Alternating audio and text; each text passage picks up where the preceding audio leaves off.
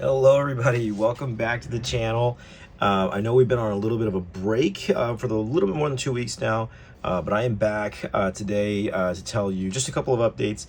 Number one, not only am I uploading this video of this deck that I took to the locals today to win the showdown, took first place, got the silver bolt, got my Flame of Leviathan box. I already gave away the silver bolt to one of my buddies, but yeah, this is like a deck that's very new to me.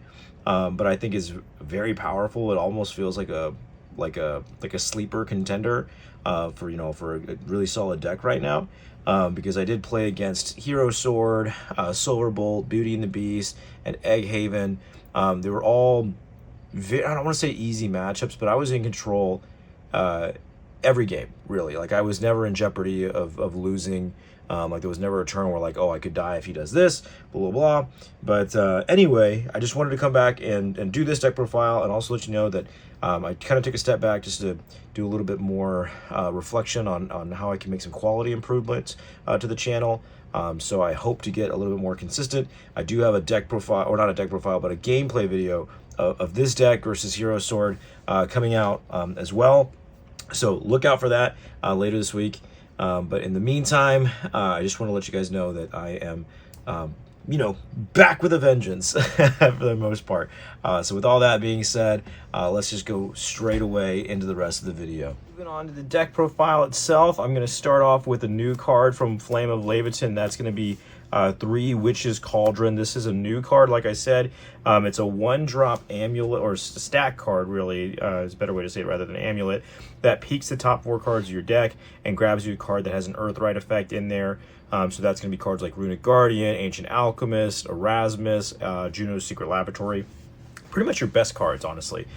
So it's a really, really solid 1-cost play, really good turn 1 play, and it kind of helps kind of complement Teachings of Creation. This is kind of like your only card you could really play turn 1 as an amulet in Dirt or Earthright or whatever leading up to this. But now that you have 6 cards rather than just 3, this deck becomes a lot more consistent. So this is the first card that I saw that made me think, oh man, I really want to try Dirt and see if it's any good, and it performed great for me today. So yeah, these are great. I mean, I don't think either one is like particularly better than the other. Like, obviously searching your deck for an Earthright card is nice, but this is a +1 as well, and this deck is very it's curvy. Like, you need to play along the curve. And, like, for example, if I have both of these in my hand and I don't have a turn 2 play, or I don't have a clear play for the next turn, then I'm playing this on turn 1, because this is not going to grab me a turn 2 play, but this one might. So and if I don't have a turn 2 play, then playing this on turn 2 is the same as playing it on turn 1. But yeah, this will make sure I set up my turn 3 and turn 4 plays very strongly. So I really like both of these cards. And yeah, just because I have 6 of them in the deck, it felt very, very, very consistent. We also played 2 Gingerbread House. I actually bounced back and forth between playing 3 of this. At first I was playing 0 of it, and then I thought, no, this is crazy. This card's really good. It's a 1-drop stack that heals your leader for 3. So obviously this is not better to play than either of the first 2 cards, but it's a really good card to catch your opponent off guard, and just sometimes you need to use it just to get your Earthright effects off. So I love this card. Like I said, I wish I could play 3, and maybe there'll be formats in which I do, because this is, heal 3 to the leader is great against decks like Hero Sword. It's great against Bolt Force. Sometimes it's good against Dragon, because those decks can kind of cheese their way into exact damage, and so this just kind of throws off and thwarts that game plan. So I'm a really, really, really big fan of Gingerbread House. So next we also play 3 Bellringer. This is just anti-aggro hate, mainly in there for Hero Sword. But yeah, I do also play 2 of the Bellringer Evolve, but actually one of these is going to drop. I don't know if I'm sure I made 1, but the 2 is just in there because there's just that much extra room in the Evolve deck. But I'll tell you later in the video which I'm going to cut one of these for another card. So next moving on to the 2 drops, we have Crafty Warlock. This is kind of like a it's kind of like a Dragon Warrior in the sense, like, not in the effect, but it's it's like a Dragon Warrior in that it's very good in a very particular short window, which is like turn 2 and turn 3. After those turns, I don't really want to see it. This is just because you want to play on the curve, and it's a 2-drop. No other 2-drops besides this really contribute towards the overall strategy of your deck. So it's a good card, don't get me wrong, but outside of turn 2 and turn 3, after that initial setup, I'll only ever play it when I just have, you know, the extra pocket change of play points. So yeah, I like the card for sure, but it's not my overall favorite, but it's in there because it has to be. But this card is my favorite turn 2 play. This is the stack card that brings out a Strike Form Golem. This is a lot more threatening for your opponent to stare down on their turn 2 or 3, because they want to deal with it. So, and if it's fine if they deal with it because you still got a stack out of it, which means you still got ammunition for one of your good effects later on. So yeah, I would rather play this first every single time if I can. The next card I'm going to play is Surefire Bullet. I wanted to play some kind of removal card or spells for followers and whatnot, and I went with this because I think of all followers becoming more common again, because Uma, for some reason in my local area, are kind of falling off, which is kind of crazy to me because I feel like that deck is still very, very good, especially if Sword becomes better. I think Uma becomes better, but this is good against, you know, Sword for sure. And it's very good against Alice decks. You know, Alice being a 4/4, this deals with it pretty easy. I hit a Silent Suzuka with it today after they stacked me, and I just blew it up so I didn't have to take 5 storm damage. So I'm very happy with this card. I love it. Yeah, I play a very limited number of spells in this deck, so I'm glad that I went with that one. So that's it for the 1 and 2 drops. Next, we're going on to the 3 drops. Runic Guardian is probably your very, very best turn 3 play if you went first, because if you Earthright, it becomes a 4/6 ward, and if you leave that standing, not many decks can deal with it. There's and the decks that can deal with it, they have like limited cards that can deal with it on their turn 3. So this is, I mean, especially for specific matchups like Sword, this they just can't do anything to this standing 4/6 ward whenever they only have 3 play points. So yeah, and then the next turn, it's, you know, obviously going to be ready to attack, so you can hit them for 4. It still has 6 ward, and the other 4 play points that you have can also just kind of blow them out of the water, which is, that's gonna well, you'll see more into the deck. But yeah, sometimes my friends called this like Runic Guardian deck at one point, because I had like 2 Runic Guardians up there 4/6, and sometimes the games go that way. I totally forgot to tell you guys, I also was on 2 Crafty Warlock Evolve, so sorry about that. Kind of lost my footing there. But yeah, so this card, I wish I had a holo, because it's one of the best cards in my deck, and certainly the best turn 3 play I can play if I went first. And the next card is Ancient Alchemist. This is also a very, very strong card to play on turn 3. It doesn't have as good of stats because it would be a 2/5 if you play it on 3, and if for some reason your opponent is not able to out it, then your next turn is going to be pretty good. I just don't like playing it on, like, if I went first, I don't like playing it on 3 because, yes, your opponent is less likely to out it with 3 play points than with 4, and so it has a good chance of living, but then it still costs 3 to evolve this.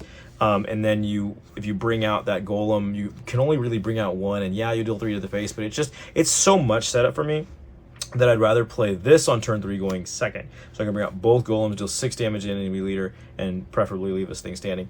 In the finals, this actually lived for like 3 turns. So I got to do, I think I did 12 damage off of it before it finally got outed. And then after the Egghaven player was able to out it, like, they had to kind of like awkwardly commit their resources and play points to outing it. So it was still a win for me, because after it left, I just had another one in hand. I don't think I actually ended up playing it, but I was like, no, it's not the right time for the second one. But the second one, I just knew then, I was like, I was going to close it out with that card. So, but there was a really decent chance that if I played it differently, I could have probably played Protect the Castle, and this will actually live, but 12 damage off of that is just nuts, man. Next, another card that I really, really love. This is one of my like super favorite cards in the deck, Remy and Rami Witchy Duo. If you don't know what this card does, we do play, Ancient Alchemist, 2 evolves, goodness gracious. Remy and Rami Witchy Duo. On evolve, This card summons a strike form golem, and then whenever you do summon it, you have the option to Earthright and make the golem a 5/2. I very rarely did that, but sometimes it does come up. So there was a situation in which I played a Beauty and the Beast Forest today, and they hit me for 5. They had a 5/5 Ancient Elf, and on turn 3, I think, they hit me for 5. And then on my turn 4, I just very easily summon Remy and Rami Witchy Duo, Earthright, and then I summon a 5/2 Golem, and it traded with the Ancient Elf. So all of a sudden, I have the board presence because I have a 4/4 standing follower. I think I had another follower at the time too, and now pressure, or like like I was holding the baton now. I was in control. So this card is great. I'm gonna cut the second Bellringer Evolve for a third one of these because it actually does come up a lot in forest matchups. Ishin Flash against Remy and Rami is kind of common enough to where I've like, I might as well put a third one in because there's that much wiggle room in the deck. Yeah, it was a really great card for me today. It's definitely one of the MVPs for sure. So I would, if you guys haven't, I forgot I'm missing my 2 foils. They're coming in the mail. But yeah, I would probably look into getting that card if this deck takes off. We did play 2 Merlin as well. This is strictly just in there to close out the game. I will never play this until the play is open, but of course I'm talking about Demonic Strike. So add Demonic Strike, play Demonic Strike, evolve, and copy Demonic Strike, so it does 6 damage to the enemy leader. So only when that play is live will Merlin ever come down. I have 2 Merlin evolve in the evolve deck. I have made 1 Merlin ever, so there is still a lot of wiggle room in this evolve deck, truthfully. So yeah, I think I actually closed out the finals with that play. So yeah, just in there, just have extra insurance against closing out the game. So the next card is definitely my most favorite card out of the new set 3 cards. This is what made me want to play Dirt, but Felice Leonardian Mage. This card was so good. I tried a little bit like trying to make a deck around just this card, thinking like, oh man, how can I spell chain and Earthright? It was just way too hard to work out, but I thought, well, Earthright's still good. This is a 4/5 4/cost Storm, so it's very easy. Just imagine what I was saying earlier, how much it sets the opponent behind if I played a Runic Guardian on turn 3 of 4/6 and they can't do anything with it. So then next turn I just hit them with the 4/6, and then I play a Felice and I hit them for 8 in that turn, and they're staying on a 4/6 and a 4/5 on their turn 4 of turn 5. That's really hard for any deck to deal with. So this card, it closed out a lot of games for me. It was also just like a decent turn 4 play for me, but it's such a good card. The deck needs some burst damage like this, so I'm a big fan. This is definitely what made me want to play the deck in the first place. So yeah, very, very, very, very much love that card. We do play 3 Juno's Secret Laboratory.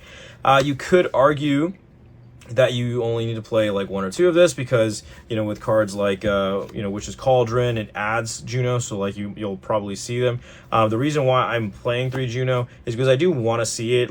There's some games where I don't need it at all, but like if my thought process is that I want to make sure this card right here is as like consistent as possible, and there's plenty of times in which I'm only hitting 1 Earthright card revealed in 4, and if it's a Juno, okay, well I'm obviously taking it because it's a free card. So I would rather have the 1 extra Juno that I don't need that game than just possibly whiff off of Witch's Cauldron and make it feel like a minus. And there's plenty of games where I'm actually playing with 2 Junos, and those games are usually stomps, honestly. So yeah, I would play 3, not because you need the 3, or it's like you're super desperate to see it, but because you might as well to make your Witch's Cauldron way more consistent. We also played 2 Rico. This card has been fantastic. No one was expecting it on my matches. And if you can imagine, on curve, you're playing Juno on turn 5, summon a strike form golem, trade into something, and then maybe activate Juno and put a ward up. And, you know, I imagine like maybe my opponents are thinking like, oh man, you know, he's on the defensive. I got to try to stay aggressive still, maybe knock out the golem, hit for face, pass and whatever. But then the next turn, then I drop Rico, pop 2 followers, deal 3 damage, which is, you know, really solid chip damage. And then I'm spinning, or I'm tapping Juno again, and then I am giving a Guardian Golem. So this is, I mean, obviously you need the Earthright to do all that, but like you just got to set yourself up for it, and it's really easy. But this play where I just pop 2 followers, 3 damage to the leader, and then now I have a ward. This is a really strong board. I'm sorry if that was cut off, but this is a really strong board that your opponent has to deal with. And I mean, you know, like they'll still deal with it for sure. Actually, there was one time where it wasn't dealt with, but they'll still deal with it. But they still got to spend the resources to get there, and that's often where you take over, because then they'll use all of the resources to clear it, and then you'll play cards like Felice to then just get easy 4 damage in without feeling anything, or you'll play Merlin, whatever. But yeah, Rico works exceptional with this deck. And finally, last card, Erasmus. This card is really good, but just as a 1, I think that like I find it most often being like, okay, I reveal Earthright cards, like, yeah, this is probably the last one I'll grab if like I reveal any other ones. But same like with Witches or with Juno, I want to hit something every time. And this card has really great stats, and I find myself very often, once I have it, I always use it.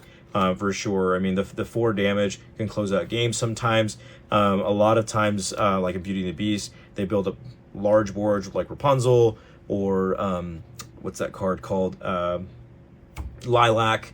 So this just kind of outs them really quickly, deals 4 damage to them, and then the whole thing is just making sure that they use resources to out your boards, and he is one of the best ways to get them to do that. So that's the deck. I hope you guys like it. Put some comments on the below if you have any questions, but I really enjoyed it. I will continue to play this deck for a little bit longer, because I think it's been a really solid meta call against, like I said, Hero Sword, Beauty and the Beast, Bolt Forest, Egg Haven, and more. So with all that being said, that's all I got for you guys, and I will see you in the next one.